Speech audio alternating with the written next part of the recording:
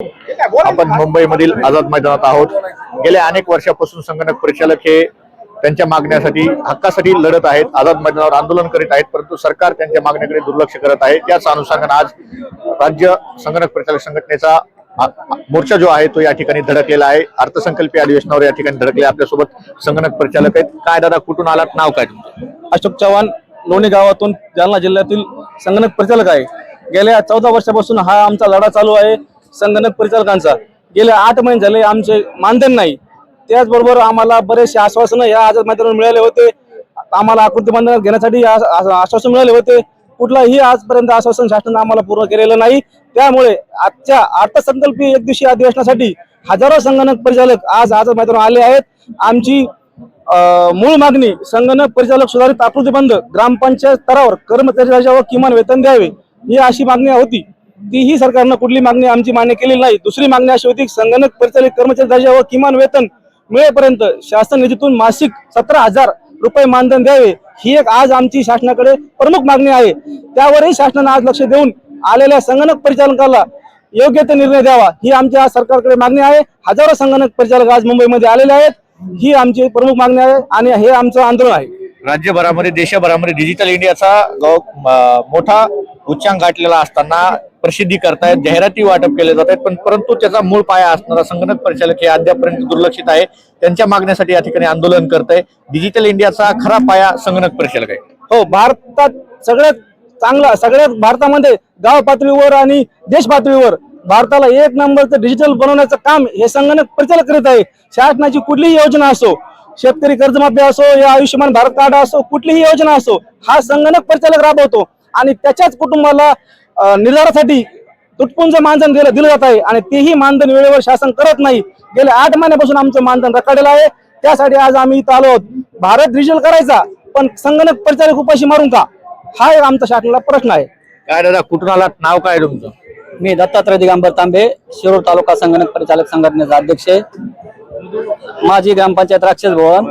आज मुंबई या ठिकाणी आमचे राज्याचे नेते सिद्धेश्वरजी मुंडे सर यांच्या अध्यक्षतेखाली एक दिवसीय लक्षवेधी धरणे आंदोलनासाठी आम्ही शिरूर तालुक्यातून जवळजवळ 90% संगणक परिचालक आज इथं आझाद मैदानावर हजर झालेले आहेत। आणि या तुमच्या मीडियाच्या माध्यमातून शासनाला एकच सांगू इच्छितो की या संगणक परिचालकाची अवस्था एकदम बिकट झालेली आहे। काम करायला संगणक परिचालक कुठलंही ऑनलाईनचं काम असो, तुमचं ग्रामपंचायतचं असो, इतरही योजनेचं असो, संगणक परिचालकाशिवाय काहीच होत नाही। आणि मानधनाच्या बाबतीत आणि जॉब सिक्युरिटीच्या बाबतीत संगणक परिचालकाला शासन वारंवार दुर्लक्ष करीत आहे। तरी या मीडियाच्या माध्यमातून मी शासनाला एवढीच विनंती करतो की राज्याध्यक्ष सिद्धेश्वर मुंडेजी यांच्या ज्या मागण्या असत्या त्या लवकरात लवकर पूर्ण करून संगणक परिचालकांना योग्य ते न्याय द्यावा ही विनंती। गेल्या अनेक वर्षापासून संगणक परिचालक हे मागण्या मागतायत, परंतु सरकार विरोधात गेलं की वेगळं बोलतायत, सत्तेत आलं की वेगळं बोलतायत। देवेंद्रजी फडणवीस साहेबांना सुद्धा आश्वासन दिलं होतं, ते पूर्ण केलं नाही, अद्यापर्यंत त्यांच्या लक्षात देखील नसेल। याच आझाद मैदानावरती आम्हाला देवेंद्र फडणवीस साहेबांनी आश्वासन दिलं होतं की तुम्हाला आकृती बंधानुसार ग्रामपंचायत स्तरावर संगणक परिचालक म्हणून घेऊ आणि शासनाच्या आकृती बंधानुसार मानधन देऊ। परंतु गेली 14 वर्ष भाजप सरकार असो, राष्ट्रवादी काँग्रेस सरकार असो, यांनी फक्त आम्हाला आश्वासनच दिलेलं आहे। आश्वासनाची पूर्तता कोणीही केलेली नाही। आम्ही ग्रामपंचायत स्तरावर काम करतो, आम्हाला तुटपुंज मानधन मिळतं, तेही 8-8 महिने 10-10 महिने। बऱ्याच संगणक परिचालकांचं 1-1 वर्षापासून मानधन मिळालेलं नाही। मग महाराष्ट्रामध्ये, राज्यामध्ये, देशामध्ये डिजिटल महाराष्ट्र करायचा आहे, डिजिटल इंडिया करायचा आहे आणि जो डिजिटल करतो तोच बेघर झालाय, उपाशी मरतोय। आणि आम्ही डिजिटल करायचं, यांनी त्याचं श्रेय घ्यायचं, यांनी त्याचे पुरस्कार घ्यायचे आणि आम्हाला मात्र उपाशी ठेवायचं, हे सरकारचं धोरण आहे। या ठिकाणी माजी मुख्यमंत्री साहेब आणि ग्रामविकास मंत्री साहेब यांना कळकळीची विनंती की आम्ही संगणक परिचालक हे ग्रामीण भागातून आलेलो आहोत, खेड्यापाड्यातून आलेलो आहोत आणि खेड्यातून जी क्रांती घडते ती तुमच्या शहरातून घडणार नाही, याची तुम्ही नोंद घ्यावी। तुम्ही जर कुठले तरी आता वेगळेच ग्रामपंचायत ज्या काही वेगळ्या विरोधात गेलेल्या असतील किंवा त्या ठिकाणी वेगळे ऑपरेटर नेमणं त्या ठिकाणी ऑपरेटरला त्रास देणं अशा देखील घटना सुरू आहेत. कुठेतरी आकृती बंधानुसार नाहीत पण जुने ऑपरेटर डावलून नव्यांना घेऊन कुठेतरी अन्याय केला जातोय. हो 100% खरंय. ज्या ग्रामपंचायतच्या ठिकाणी नवीन सरपंच आलेले आहेत ते त्यांच्या नातेवातील जवळच्या मुलांना लावण्याचा प्रयत्न करत आहेत आणि आमच्या ऑपरेटरांना काढून टाकण्याचा प्रयत्न करत आहेत. तर त्या ठिकाणी माझी शासनाला आणि मुख्यमंत्री साहेबांना विनंती की त्या ठिकाणी आम्हाला आकृती बंधानुसार सिक्युरिटी देऊन आमचा ऑपरेटर एकही संगणक परिचालक एकही निघाला नाही पाहिजे याची दक्षता घेऊन आमच्या मागण्या मान्य करायच्या आहेत. काय दादा, कुठून आलात तुम्ही? काय गाव, नाव काय तुमचं?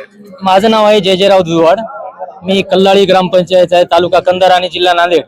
या ठिकाणून आम्ही हजारो संगणक परिचालक या ठिकाणी आझाद मैदानावरती आलेलो आहे.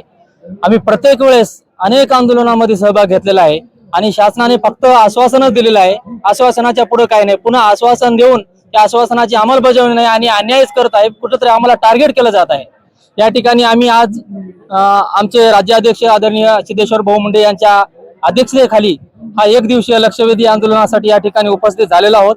आम्हाला एक शासनाला एवढीच विनंती करायची आहे की प्रत्येक आम्ही एक शासनाचा दुवा असल्यासारखं प्रत्येक डिपार्टमेंट ग्रामविकास विभागाचं तर काम करतो, त्याचबरोबर महसूल विभाग असो, कृषी विभाग असो, अनेक विभागाचं काम फक्त ऑपरेटर सुचतो त्यांना. कोणती योजना असो, लाडकी बहीण योजना असो, कोणतंही काम असो, फक्त गाव पातळीवर काम करून करते ऑपरेटर करते. मग ते तलाठी असो, कृषी सहाय्यक असो, अनेक डिपार्टमेंटचे लोक फक्त ऑपरेटरला या ठिकाणी काम लावण्याचं काम करत आहेत. आम्ही आणि ते काम करत बी आहोत. एवढं काम करून देखील आम्हाला कुठली जॉब सिक्युरिटी नाही, कुठला कर्मचारी दर्जा नाही किंवा आमच्या जॉबची कुठली गॅरंटी नाही असं या ठिकाणी झालेलं आहे. तरी मी शासनाला आम्ही एवढी विनंती करतो की आपण आम्हाला न्याय द्यावं, कर्मचारी दर्जा व किमान वेतन द्यावं, एवढीच या ठिकाणी मागणी आम्ही गेल्या अनेक वर्षांमध्ये हे आंदोलन सुरू आहे. आणि ज्यावेळेस आंदोलन केलं त्यावेळेस जयकुमार गोरे साहेब या ठिकाणी येऊन भेट दिला. त्यांच्याकडेच ग्रामविकास मंत्री पद आहे. त्यांच्या ध्यानाची गोष्ट आणून दिली आहे का? 100% आमचे अध्यक्ष मान्य सिद्धेश्वर भाऊ यांनी ग्रामविकास मंत्र्याला या ठिकाणी एक गोष्ट निदर्शनास आणून दिलेली आहे. त्यांना देखील हा व्हिडिओ सोशल मीडियाच्या माध्यमातून त्यांना ही पोस्ट पाठवलेली आहे. त्यांनी नक्कीच या ठिकाणी याची आज अंमलबजावणी करतील, याचा निर्णय घेतील अशी आम्हाला आशा आहे. काय दादा, कुठून आलात? नाव गाव कुठलं? मी संगणक परिचालक संघटना नांदेड जिल्हा मुखेड तालुका इथून आलेला आहे.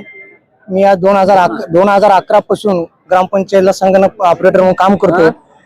तर 3000 रुपयापासून काम करतो आणि आतापर्यंत आकृती बंधानुसार दरवेळा आम्ही मोर्चे काढतो, निवेदन देतो, सगळ्या मंत्र्यांना निवेदन देतो. आलेल्या आमच्या तालुक्यात जिल्ह्यात आलेल्या मंत्र्यांना आम्ही निवेदन पाठपुरावा करतो. सगळ्यांना करून सुद्धा आम्हाला तुटपुंजे मानधनावर काम करावं लागतं. आणि आता आम्हाला सिक्युरिटी देणं आणि प्रत्येक ग्रामपंचायत बदलल्यानंतर प्रत्येक ऑपरेटरला मानसिक त्रास होतोय सरपंचाकडून. तो मानसिक त्रास नको व्हायला आहे. आणि जे जुने ऑपरेटर आहेत त्यांना कायमस्वरूपी ठेवणं, सिक्युरिटी देणं त्यांना आणि 17,000 मानधन देणं एवढंच.